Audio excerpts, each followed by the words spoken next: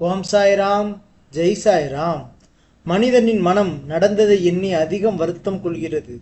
அதன் காரணத்தினாலே நம் வாழ்வின் முன்னேற்றத்திற்கு நமது எண்ணமே தடைக்கற்களாக இருக்கின்றது. இதை சரி செய்வது மிகவும் கடினமானது. மிக திடமான மற்றும் தொடர்ச்சியான கண்காணிப்பு மிகவும் அவசியம். நாம் எதை எண்ணுகின்றோமோ அதுவே நம் வாழ்க்கையாகின்றது. இதை அனைவரும் ஒவ்வொரு சந்தர்ப்பத்தில் உணர்ந்திருப்பர். ஆனால் அதை தொடர்ச்சியாக கடைபிடித்து வாழ்க்கையை நெறிப்படுத்துகின்ற முறையை வெகு சிலரால் மட்டுமே கடைபிடித்து வாழ்வில் வெற்றியை அடைய முடிகிறது.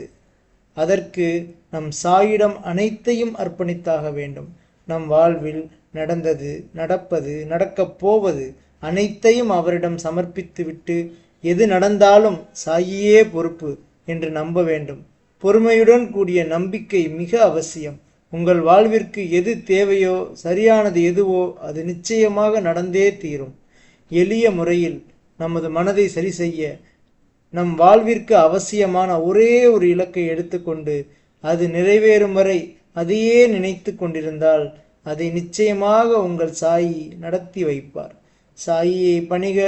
அனைவருக்கும் செல்வம், அன்பு, அமைதி, இன்பம் அனைத்தும் பெருகட்டும். ஓம் சாய்ராம், ஜெய் சாய்ராம்.